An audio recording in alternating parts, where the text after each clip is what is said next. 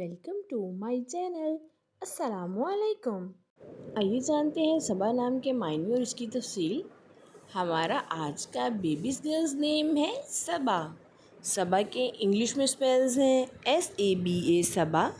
ये एक Islamic name है और लड़कियों के लिए रखा जाता है ये नाम। इस नेम के मायने हैं मौसम बहार की हवा सबा।